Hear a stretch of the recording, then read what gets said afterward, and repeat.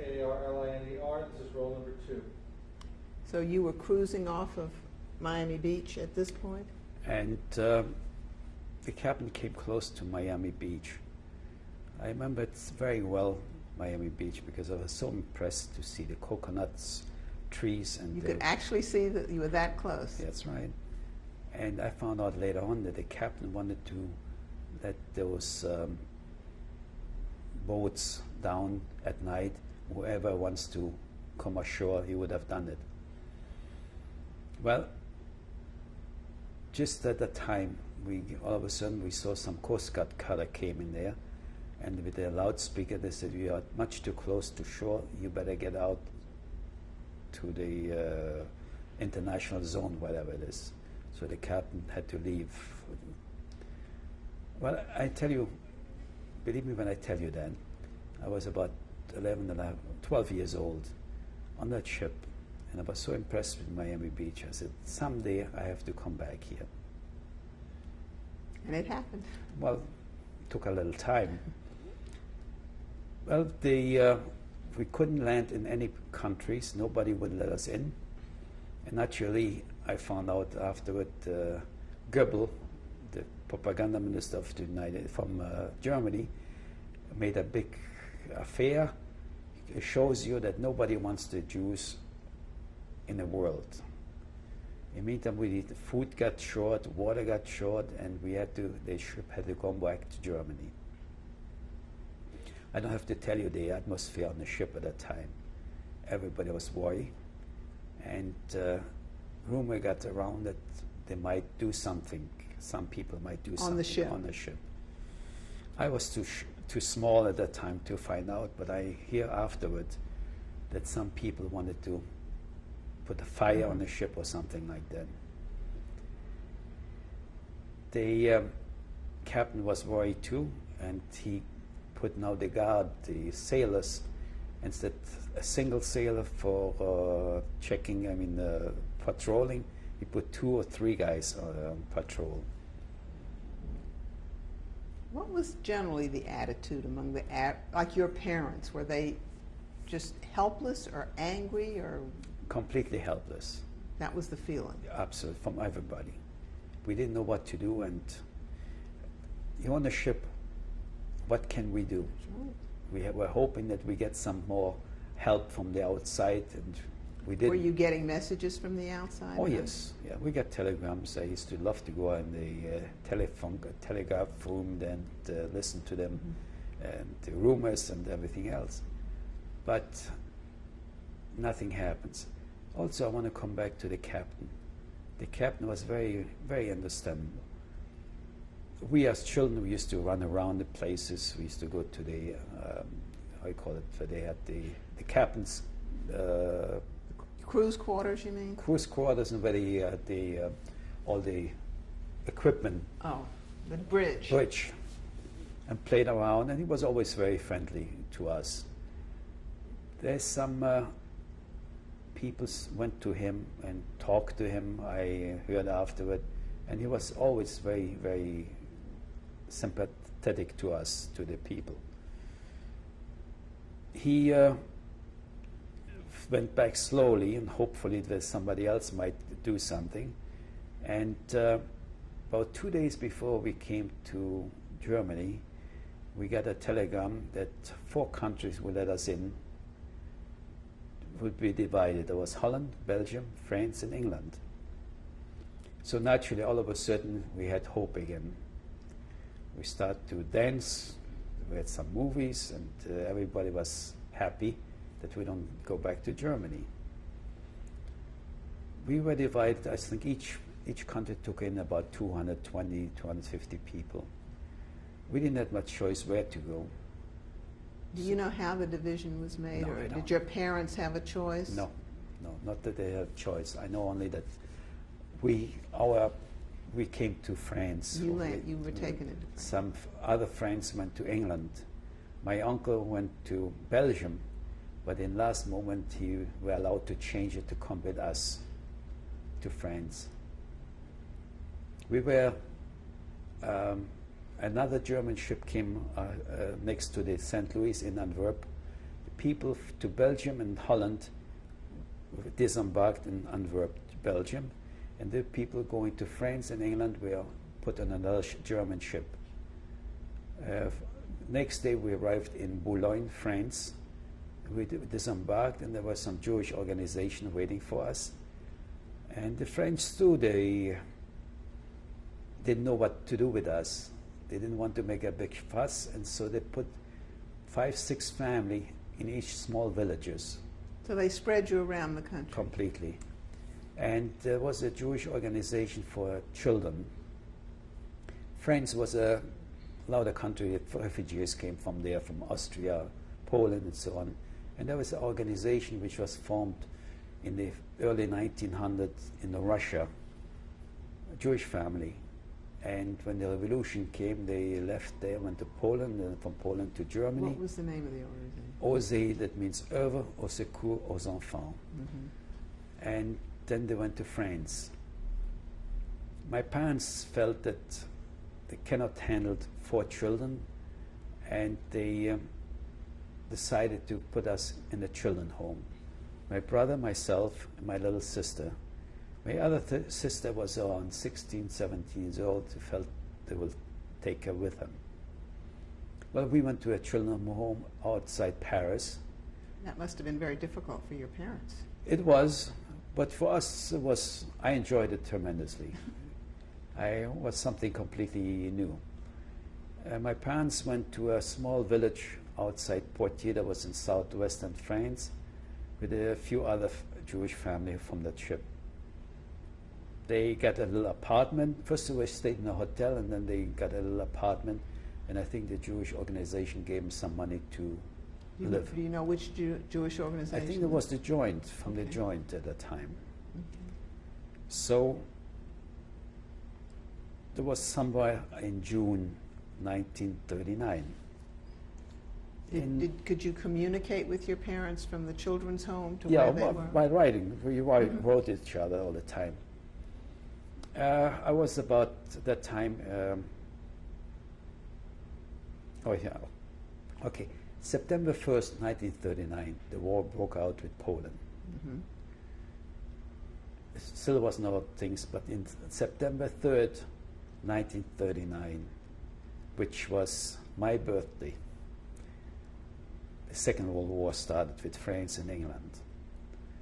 I remember it very well, and it was very difficult. What do you remember happening to you? As a child, I happened to always run around with the German when they had maneuvers in the fall by us, and I know the German mentality and the discipline and the tanks and everything else. When I came to France and I saw the French army, they still had weapons from the First World War.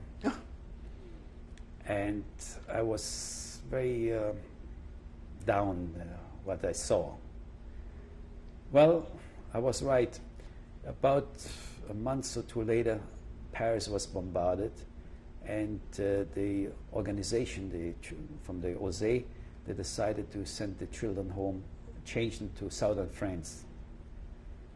They bought a small chateau, castle, which were not prepared for us whatsoever, but they sent us down to that place there. What was the name of it? Do you remember? The name of the little town you went to. Oh, Mansa Creuse, dans eine Creuse, and the Chateau Chaumont was there. We got there, and it was cold. It was sometimes in November. We had children from 3 years old to about 14. How many were you? How many children were you? In this chateau, this castle, we were about 90 children, all ages. And you were still with your brother and sister? Brother and sister. Yeah. Any cousins? No. Okay. So we had to, since we were the oldest, we had to start to work, clean up the place there, and so on. Some of the kids went afterward to school. It was about 3 kilometers to the village, so we had to walk down early in the morning and at night come back there. There was a lot up the hill. And I didn't speak no French whatsoever, you know. we had to learn French. And they felt that for the older, like us, 13-year-old, excuse me, I have to come back on something. Okay. In Paris, was my 13th birthday. I went to have my bar mitzvah. In Paris? In Paris. We were about 15 boys at bar mitzvah in one shot. There was also a religious home for the children, and they had also some people there. And the mayor of that village, on the outskirts from Paris, was Montmorency, and she was Jewish, the mayor of that city.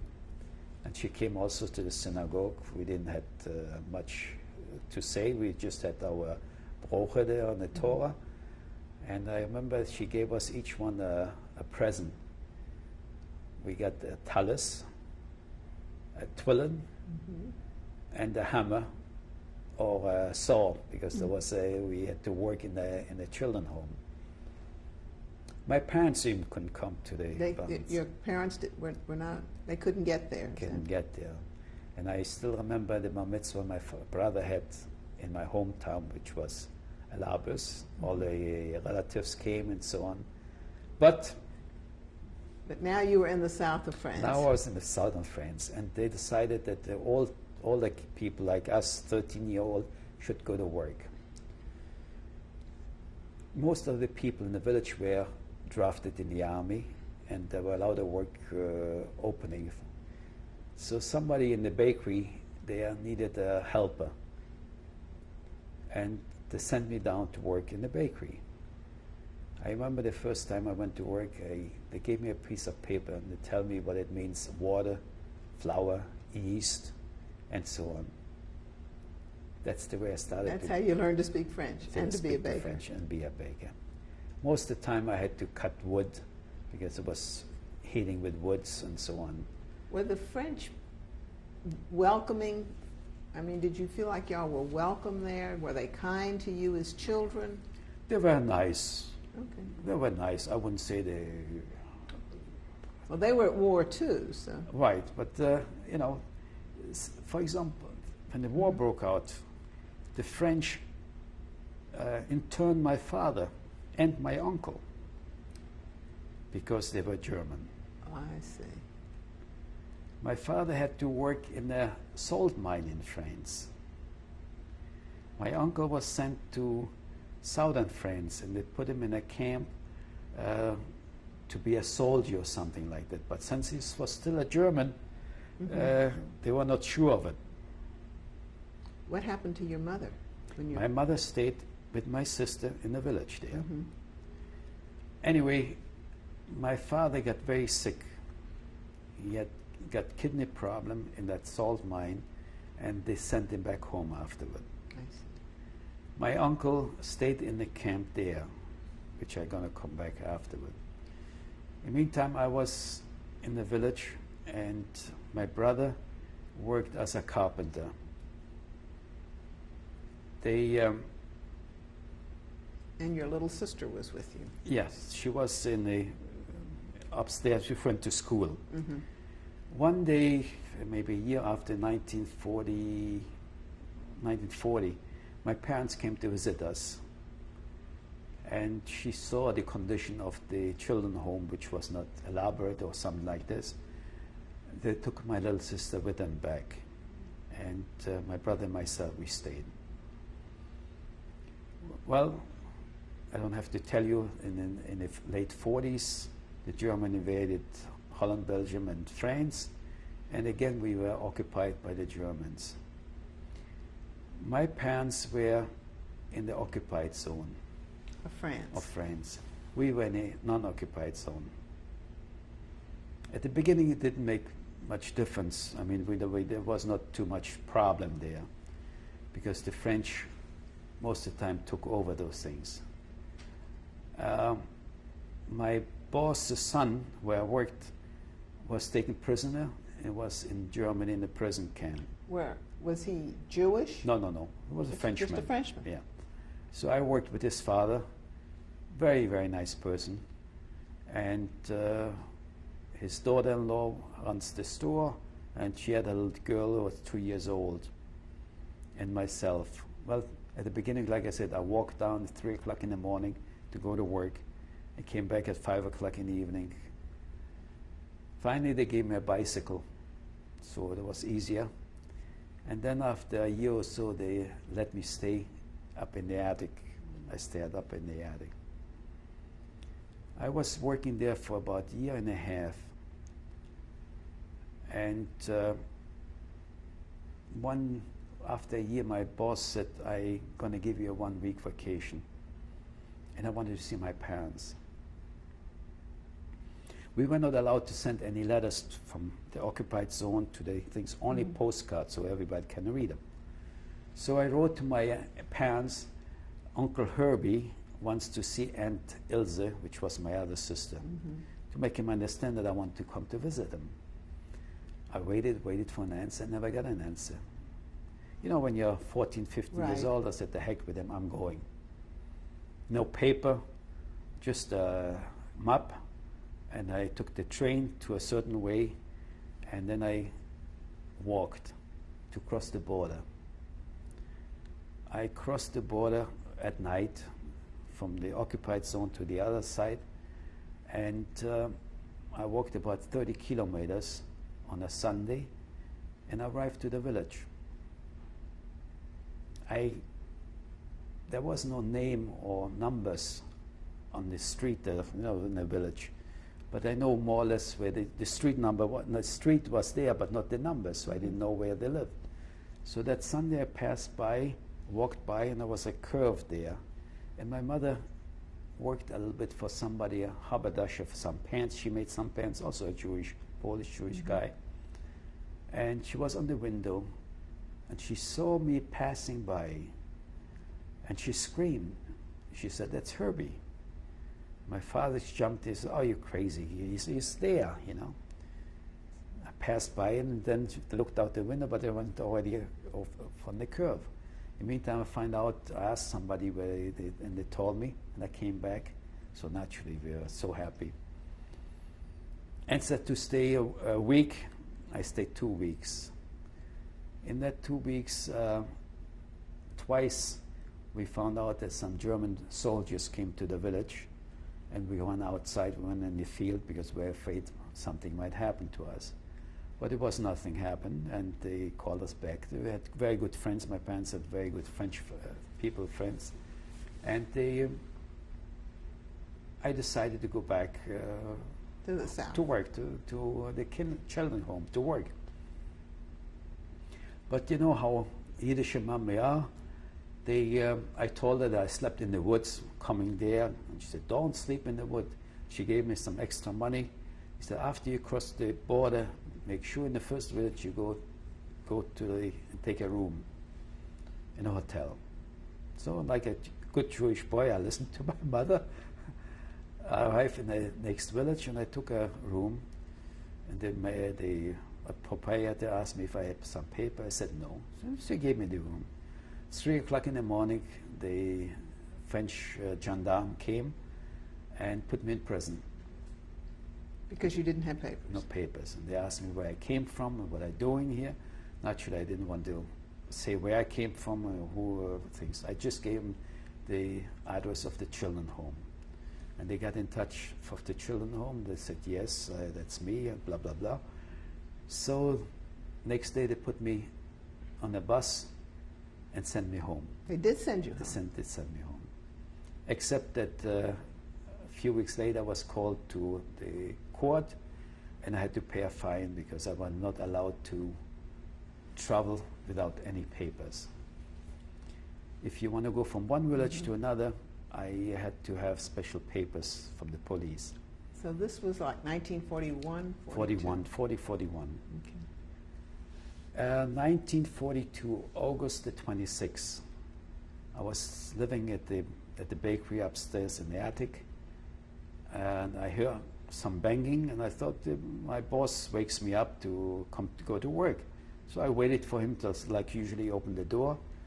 All of a sudden, somebody opens the door and puts a light on. There were 2 gendarmes with rifles and so on. French. And said, "Get dressed and come with us." I didn't have much choice. They took me, it was 3 or 4 o'clock in the morning. They took me to a place, and there were already a whole bunch of my friends there from the children's home. The children's home. And also in the village we had quite few Jewish refugees, and they were also taken.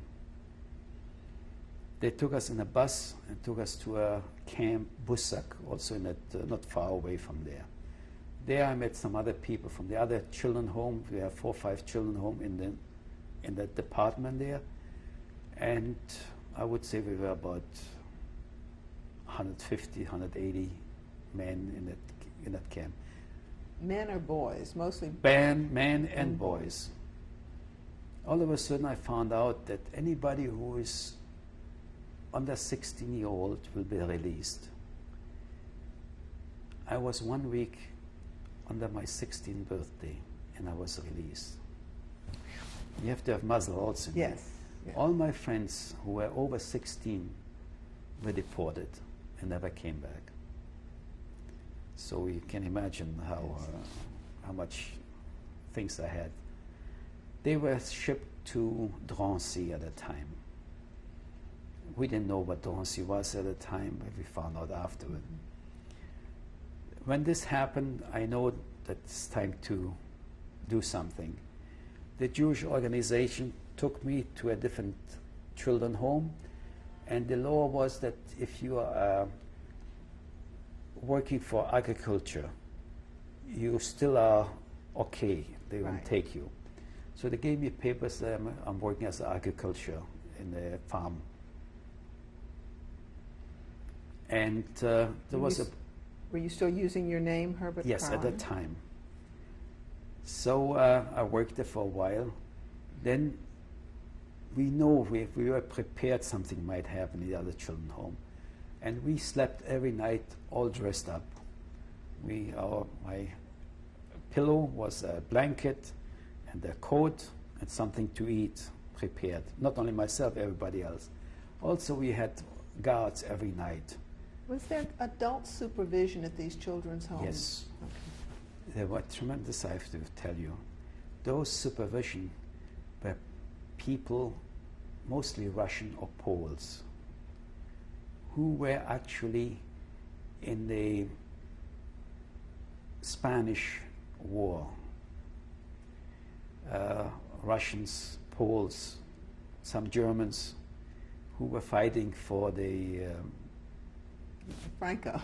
not for Franco. No, against Franco. Against Franco. Yeah. No, but in that war. That Franco. war. And naturally they lost and they all came to France. If I can tell you the spirit of those men and women, they raised us. You did. They gave us the basic training for life, camaraderie and whatever. They cared. They cared. We lost a lot of them because they cared, and they cared for us more than for their own life. We had, like I said, guards in front of the castle and on the street. Was this the same castle or a different one? A different one, but also not far away from the same organization. One day, sure enough, the police came and the people warned us, and we all ran in the woods. They caught few of us, but not very few. The French underground and the organization got together and gave us false paper. Were you with your brother during No, this time? my brother was already in a different home, and he got false paper before me, but we always were in touch. They gave us false paper and they said, we're going to send you to Spain. Through Spain you go to North Africa and maybe to Palestine. They gave us some money and we left for Spain. We? Who's we? A whole group of A whole us. group of you. Okay. So we put two boys in each compartment. We were shipped. I was with a very good friend of mine who is still alive in Paris. We are close friends. You were on a train? On a train. And we were inspected by the German Feldgendarmerie. The Feldgendarmerie, they had metal things there, and they're very tough guys. Well, my papers, I had a very strong German accent, and my paper says I came from Alsace-Lothringen, which is, they speak German and French, so it was okay. Remember, I was blonde, blue eyes, didn't look Jewish at all, and they expect my papers, and I didn't have no problem. My friend either. But in this next compartment, we had a couple boys. I don't know if the paper was no so good or what had happened, but I found out that they were not pleased with their papers, and they asked the boys to take their pants off. Really? On the train. When they saw that the boys were circumcised, they grabbed them, put handcuffs on it, and I still saw him, and I was in Montauban, France, where they got him and took him out the train. And I saw him the last time from those boys. Anyway, we came to a place where we were supposed to meet some other boys and to get over the Spanish border. When we got there, everybody was gone because there was a raffle. The German came there already before, but everybody was, they found out that the Germans going to come, so they all ran away. Then I found out that we shouldn't go to Spain because the Spaniard won't let you go through. You get caught, they send you right back. So the organization said, try to go to Switzerland. Again, they gave us some money, and we went to the border, Swiss border. When we arrived in Lyon, the organization told us we cannot go to Switzerland because Swiss don't send everybody back to France over 16 years old. They have too many refugees there. So we are stuck in Lyon. So you're stuck in Lyon. That's a good place to stop. You know Lyon.